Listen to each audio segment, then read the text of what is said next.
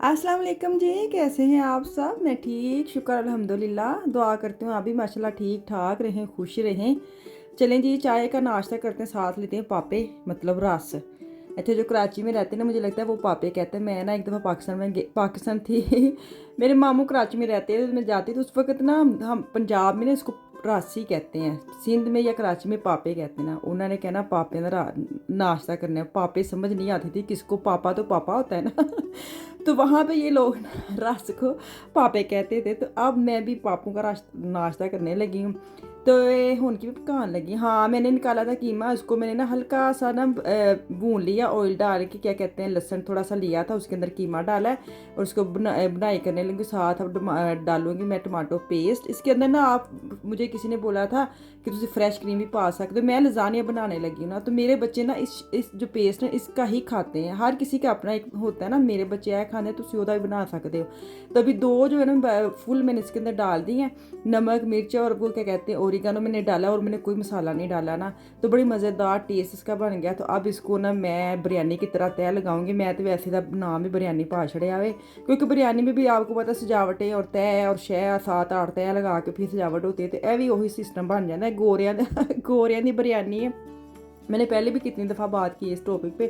तो अभी ना इसकी तैश लगाऊंगी, साथ में चीज़ डालती जा रही हूँ क्योंकि बच्चों को चीज़ बड़ी पसंद है। उन्होंने यही होंगे इन्ना कीमा ना हो, इन्नियां चीज़ां ना हो जिन्नी विच चीज़ नज़र आती हो। चीज़ एक ऐसी चीज़ है, अगर चीज़ एक ऐसी चीज़ है, हाँ चीज़ एक ऐसी चीज़ है कि जब आप डालते ना इसकी जो तैश है, में आप जैसे जैसे आप इसको पका के बाहर निकालते हैं ना, तो जैन जे तुम कटिंग करते बड़ी सोहनी लेयर बन जाती, तो बड़ा ही सोहना मतलब मज़ेदार बच्चों लगता। खैर मैं इसको ओवन में डाल दी, तो ओवन मैंने गर्म करने के लिए रखा हुआ था। ये देखिए बाहर निकाल लिया। तो इन्होंने मैं हुण देनी आ फाना, फिर कोई खुश होए ने क्योंकि बच्चे घर है। इन्हों की एक दिन छुट्टी सी, ते हुण उन्होंने फिर जुम्मे भी छुट्टी कर दी ताकि एक दिन बच्चे ने की स्कूलों जाना हो। तो इसलिए बच्चे माशाल्लाह लंबा वीकेंड गुजार रहे हैं। तो अभी ना भिंडियाँ शिंडियाँ जो मैंने काट लिया, प्रेशर लगा लिया गोश्त को। तो जल्दी से मैं ना आज गई हूँ, ये मैंने जल्दी जल्दी टोटा अंदर डाल दी। ये मेरी बाकी कल की वीडियो थी। तो आज मैं मार्केटें खुलियाँ, शुक्र किया है। इन्होंने जाना था, कुछ लेना था, वो पोको से मिलना था। तो मैं भी बस एवं ही, तुहानू पता जो तू जाता जाता बंदा कहे ना आ जा चलिए घर की करना है, तो फिर चले जाए कि चल कोई नहीं चले जाने। कल छुट्टी, अगर एक दिन आपके दुकानें वगैरह मार्केट वगैरह बंद हो ना, तो बेशक आप पूरा वीक ना निकले। जो एक दिन खुद इन्होंने बंद करनी होंगी ना, उदों इंज लगता दुनिया ही रोक गई, साह बंद होते हैं। तो अगले दिन बड़ा दिल करता है फटाफट बाहर निकले। तो खैर यहाँ पे ना मेरा वो वाला चस पूरा नहीं हुआ था। मैं जाऊँगी आज दोबारा से वीडियो डाल डूल के, मैं अपनी मर्ज़ी की शॉप पे जाऊँगी। यहाँ पे मैं अपने एरिया में आ गई। मैंने कहा जहाँ यहाँ से कोई देखो कोई नई चीज़ आई है, कोई डेको नहीं आई है, कोई बर्तन नवा आया है, बस एवं झाती छुती मारन ली, अपना चस पूरा करने ली। और यहाँ पे इंटरनेट अंदर बंद हो जाता है, पोको में जाए ना नेट नहीं आता, आपस में जो तालमेल होती है ना एक दूसरे को ख़त्म हो जाती है। और यहाँ मेरा बंदा गवाच गया था। मैंने कहा लभ लैनगे मैनू, अब मैं आहिस्ता से काउंटर की तरफ चली जाऊँगी, जब ना आएंगे तो बाहर जाके बैल मार के वेख लाँगी। खैर यहाँ से कोई आपस में कनैक्शन जो मिलता जुलता नहीं। अगर तो तुम जानते ना पोको मार्केट से इकट्ठे रहा करो, नहीं तो तुम ना फिर इंतजार करते करते काफ़ी टाइम वेस्ट हो जाता है। चले जी, उन्होंने जो लेना था उनको कोई नहीं मिला, तो मैंने भी जो देखना था मैंने भी देख लिया। तो अब इसके बाद मैं जाती हूँ घर। जो प्रेशर लगा के आई थी ना उसको मैं खोलती हूँ। मेरे तो मियाँ वैसे एक चक्कर बाहर ला के आन ना, तो उन्हें भुख लग जाती। तो मैंने आधी पचद्दी हांडी पका के आई थी, मतलब प्रेशर भी लगा दिया था और भिंडी भी मैंने काट कूट के रख के आई थी। तो साथ देखे मेरा कावा मैंने आज डाला है कलवंजी, साथ सौंफ, तो ये डाला है। चलें जी कुछ और पीते हैं। हाँ, ਇਹ 'ਚ ਤੁਸੀਂ ਤੇਲ ਪਾਇਆ ਵਿੱਚ ਤੂਨ ਦਾ ਤੇ ਵਿੱਚ ਕਲਵੰਜੀ ਪਾਈ ਹੈ। कलवंजी पानी है इन्हीं की चुटकी क एक चुटकी सिंदूर की कीमत तुम के जानो रमेश बाबू वो वाली, ठीक है? अच्छा और पाना है ये पाना ये वाला इसे गोल का छिटका ਤੇ ਇਹਦੇ ਨਾਲ ਨਾ ਨਾਜ਼ਰੀਨ ਨੂੰ ਦੱਸ ਇਹਦੇ ਨਾਲ ਨਾ ਫਾਇਦਾ ਹੁੰਦਾ ਵੇ। ਮਤਲਬ ਤੁਹਾਡਾ ਪੇਟ, ਮਤਲਬ ਮੇਦੇ ਦਾ ਤੁਹਾਡਾ ਨਾ ਪੇਟ ਦਾ ਮਸਲੇ ਤੁਹਾਡੇ ਸਾਰੇ ਸਹੀ ਹੁੰਦੇ ਨੇ ਅਗਰ ਜੈਸ ਕਿਸਮ ਦੇ ਵੀ ਨੇ, ठीक है? फायदेमंद ही है ना। ए मेरा भी एक बनन दिया, मैनू कख भी नहीं, लेकिन नाल मैं पीना, मेरी सजा है कि मैं एडी बुढ़ी नहीं मेरे ना जनाब बाहरों पीजे खा खा के ते मत वज गई ना दरअसल भाई मेरी ते मैं ते मैनू ते किसी ने एक चम्मच पाना है, एक ही पाना सी ते हुन पानी पैना पानी। हाँ जी हुन पानी पाना। मैं खलारा तेरा बहुत पान दिया वो तो मैनू नजर आंदे हैं। हाँ जी चलो हाँ शर्ट वो ये उतारो।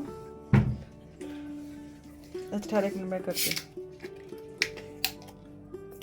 पानी थोड़ा भाई मेरे को मीरा थोड़ा पानी पर मेरे को पीता नहीं और के एक गिलास पाना हाय हाय। चल बस बस बस बस बस ਇਹਨੂੰ ਮਿਕਸ ਕਰਨਾ मिक्स ਅੱਛਾ करो मैं अफान दे ना कपड़े चेंज कर लो करो तुसी मैं करनी ਹੈ मैं करनी ਤੂੰ ਜਦੋਂ ਮੈਂ ਘਰ ਹੋਣਾ ਟੈਕਸੀ ਲਾਇਆ ਕਰ ਥੋੜੀ ਜਿਹੀ अच्छा सही है थोड़े दाने वाली मैं चलो फड़ा ना तुसी ਇਹਨੇ ਪਹਿਲੇ ਕੌਣ ਪੀਂਦਾ ਚਲ ਆ ਬਿਸਮਿਲ੍ਲਾਹਿਰ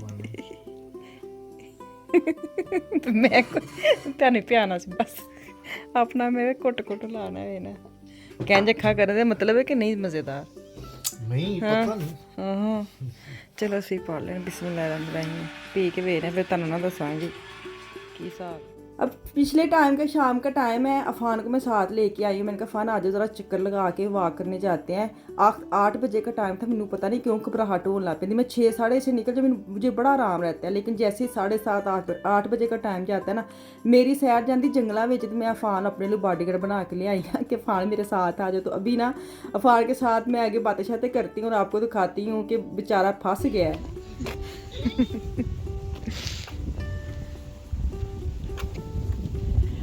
ठंडे हवा तेनों तो लगनी ही नहीं हाँ तेन तो है कि बस सारे कपड़े ला के जावा कितनी सोहनी धुप्प बड़ी सोहनी है पर शाम के टाइम ना हवा चलन लग पई हाय हाय हाँ चल सीधे राह तोड़ सीधे ठुड्डे मारदा आंदा पे चीज़ां नूं बस आराम ज नहीं है सारी उम्र से करते हैं ਮੁੰਡੇ ਹੁੰਦੇ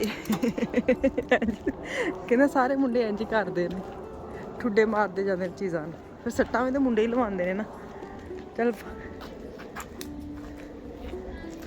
ਚਲ ਘਰ ਚਲੀਏ ਤੇਰੀ ਅੱਜ ਦੀ ਸੈਰ ਸਪਾਟਾ ਹੋ ਗਿਆ ਅੱਜ ਅਫਾਨ ਮੇਰੇ ਸਾਥ ਆਇਆ ਮੇਰੀ ਮੈਨੂੰ ਆਰੇ ਲਾਂਦਾ ਮੈਂ ਉਹਨੂੰ ਸੂਰਤਾਂ ਯਾਦ ਕਰਾ